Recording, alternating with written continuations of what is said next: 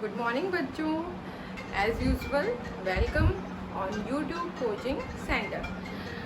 आज मैं फिर से प्रिया राय आपके सामने अपना प्रीवियस टॉपिक नाउन, जो कि मैंने कंप्लीट नहीं किया था, जिसका कुछ पोर्शन अभी मुझे कंप्लीट करना है, तो आज मैं आपके सामने वो नाउन को जो बचा हुआ पोर्शन था उसको कंप्लीट करता है। तो लेट्स स्टार्ट। प्रीवियस क्लास में मैंने आपको बताया था 4 types of noun.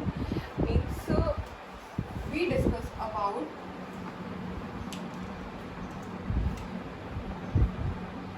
Common noun,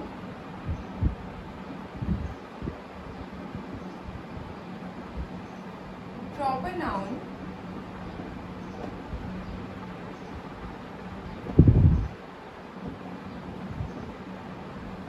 singular noun,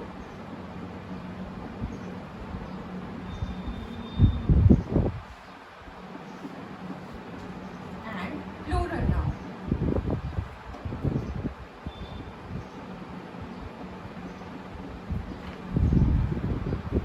And I told you about that how to convert a singular noun into a plural noun and the rules. मैंने आपको पिछली क्लास में ये सारी चीज़ें बताई थी कि किस तरह से हम एक सिंगुलर नाउन को उसमें क्या क्या चेंजेस करके एक प्लूरल नाउन में कन्वर्ट करते हैं। तो आज मैं इसके आगे का आपको बताते हैं। तो let's start with compound noun.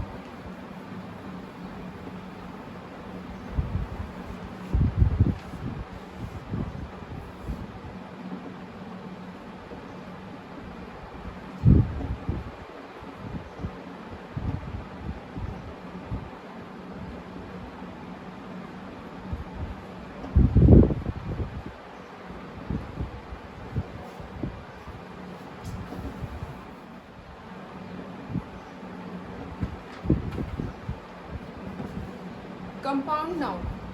What is a compound noun? When two or more than two words create a noun, it's called a compound noun. They are added by a hyphen or in a single word or in two words. मतलब जब कोई दो word मिलके एक noun को create करते हैं तो उसे हम क्या बोलते हैं? Compound noun. हमने प्रीवियस जितने भी पढ़े हैं उनमें हम एक सिंगल वर्ड ही देखते थे ना, चाहे वो कॉमन नाउन था, चाहे वो प्रॉपर नाउन था, चाहे वो हमारा सिंगुलर नाउन था या प्लूरल नाउन था। But compound noun other noun से डिफरेंट होता है। जब टू वर्ड्स आपस में मिल के एक दूसरा नया वर्ड क्रिएट करते हैं तो उसे हम बोलते हैं कंपाउंड नाउन। मतलब like for example rainfall, rainfall, rainfall, rain means बारिश, fall means गिरना। पर जनरली हम यूज करते हैं इट्स रेनफॉल, बारिश हो रही है, या इट्स रेनिंग। बट रेनफॉल यहाँ मैं आपको एज अ कंपाउंड नाउन बता रही हूँ, तो हम देखते हैं रेनफॉल यानी कि ये कैसा वर्ड होगा? It's a compound noun. Other example like son in law, son in law, son in law मतलब दामाद। दामाद जनरली दामाद के लिए ही यूज़ करते हैं हम सन इन लॉ। तो ये जो हमारा वर्ड है, अब हम ये देखते हैं कि ये 3 वर्ड से मिलके बना है, सन इन लॉ। मैंने आपको डेफिनेशन में बताया कि it's joined by a hyphen. ये जो साइन है हमारा, this is called hyphen sign, sign of hyphen. तो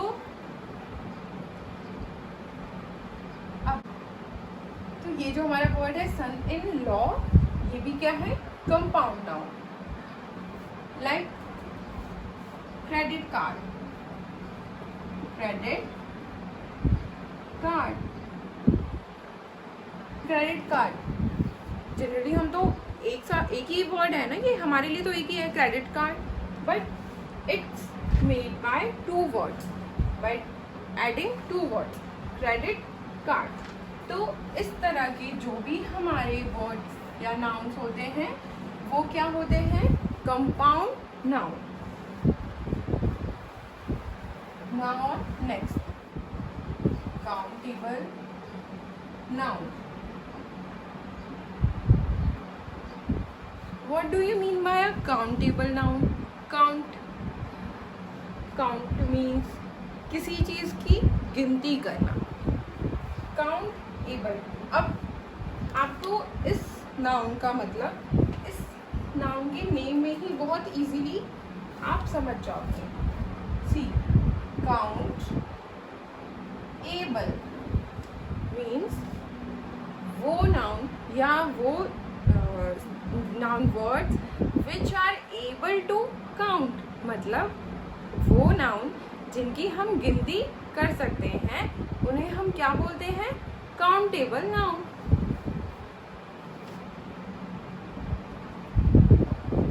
I write here which is able to count।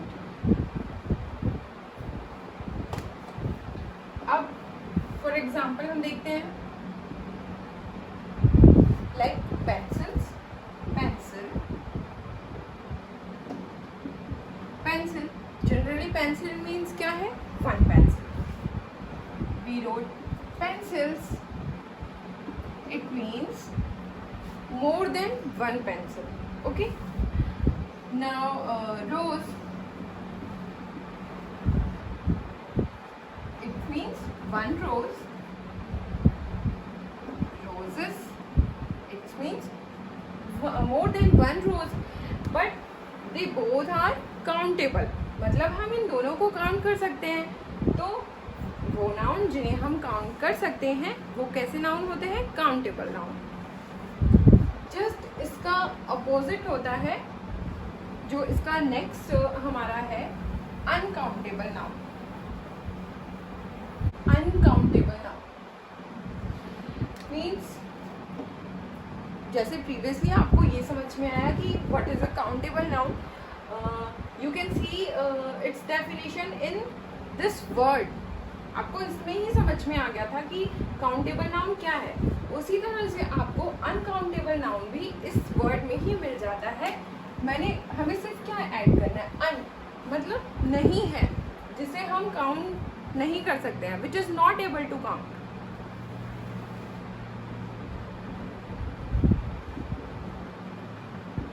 Which is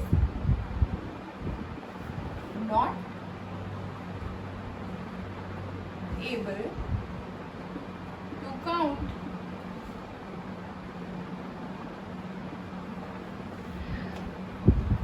तो वो which is not able to count, those nouns are called uncountable noun। For example, water, can we count water? हम water को count तो नहीं कर सकते ना। We measure its quantity in litres, हम लीटर मिलीलीटर में उसकी क्वांटिटी को मेजर करते हैं, लेकिन हम उसे काउंट तो नहीं कर सकते ना कि 4 वाटर है, 2 वाटर है, ऐसा तो नहीं होता। Rice, floor,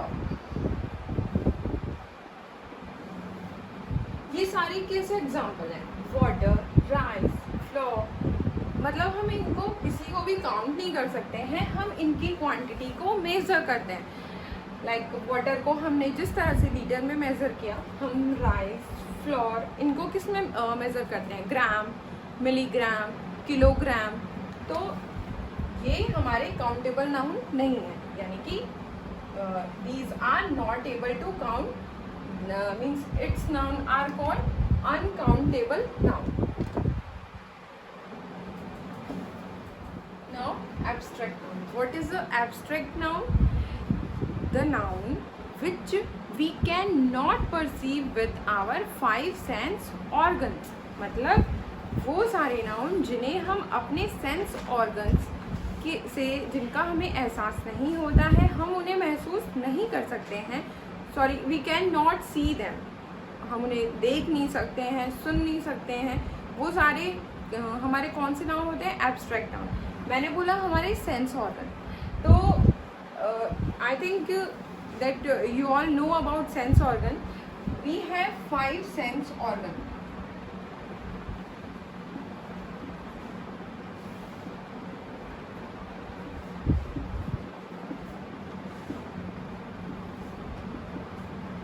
Eyes, ear, nose, tongue,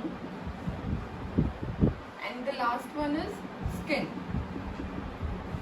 मतलब हमारी आईज, ईयर, नोज, टंग और स्किन, ये हमारे क्या है? सेंस ऑर्गन है. अब एक क्वेश्चन यहाँ से पुट आउट होता है कि which is the largest sense organ in our body. हमारी बॉडी का सबसे लार्जेस्ट सेंस ऑर्गन कौन सा है? तो वी ऑल नो ना कि that we have only 2 eyes, 2 ears, 1 nose, 1 tongue, but the skin covers our full body. मतलब हमारी पूरे शरीर पे क्या है? स्किन से कवर है हमारी पूरी शरीर. तो the largest sense organ is skin. तो आते फिर एब्स्ट्रैक्ट नाउन की तरफ कि वो सारे नाउन जिन्हें हम अपने सेंस ऑर्गन से नहीं जिनको समझ पाते हैं या देख सुन पाते हैं, वो सारे नाउन क्या होते हैं? एब्स्ट्रैक्ट नाउन होते हैं. For example, sad, sorrow, happy, justice,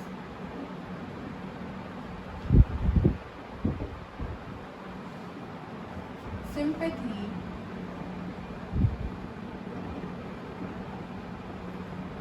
ये सारे कैसे वर्ड्स? ये सारे हमारे एब्स्ट्रैक्ट नाउन है. मतलब सैड मीन्स दुख, दुखी होना. दुख, हम दुख को देख सकते हैं?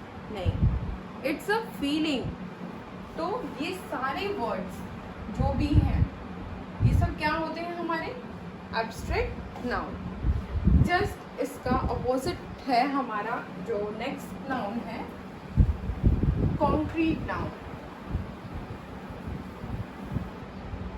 Concrete noun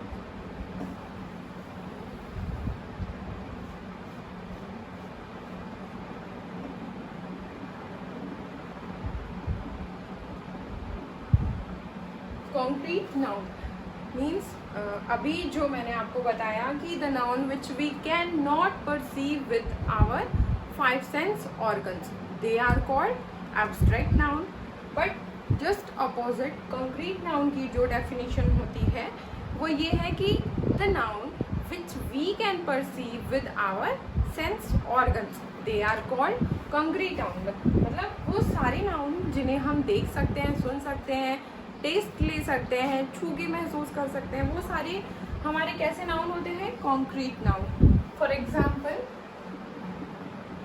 Apple, dog, books, board, anything. मतलब ये सारी चीज़ें हमारी क्या होती हैं? Concrete noun. आई होप कि आप लोगों को ये बहुत इजीली समझ में आ जाए.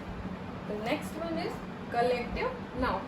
मतलब कलेक्टिव, कलेक्ट मीन्स इकट्ठा करना.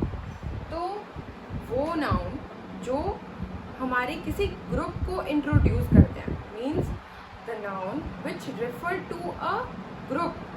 मतलब किसी भी चीज़ के ग्रुप को जो नाउन हमारे बताते हैं उन्हें हम क्या बोलते हैं? Collective noun. For example, a bunch of grapes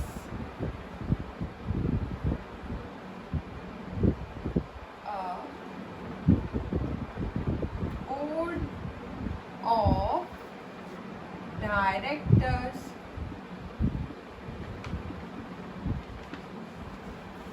A band of musicians.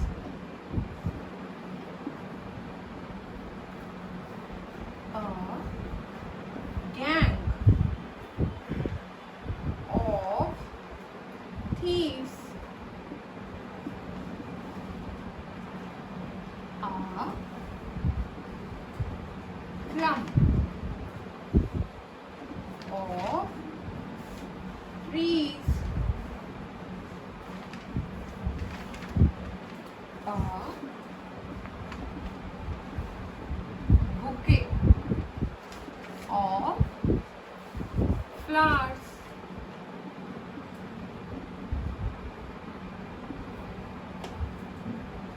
अब देखिए, a bunch of grapes मतलब अंगूर का गुच्छा, जिसमें कितने अंगूर हैं? बहुत सारे अंगूर हैं ना। अंगूर का गुच्छा, जो ये गुच्छा वर्ड है, ये हमारे किसको शो कर रहा है? कलेक्टिव नाउन को।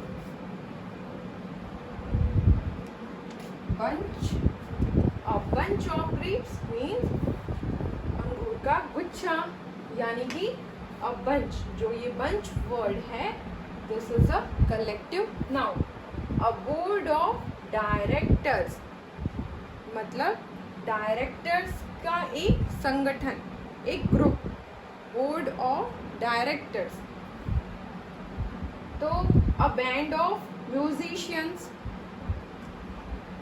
इस तरीके से जो ये हमारे वर्ड हैं, gang of thieves,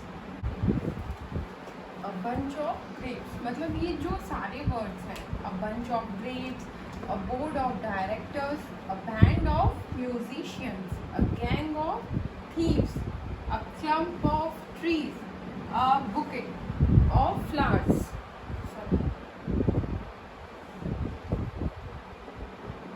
A bouquet of flowers मतलब ये जितने भी वर्ड्स हैं वो इस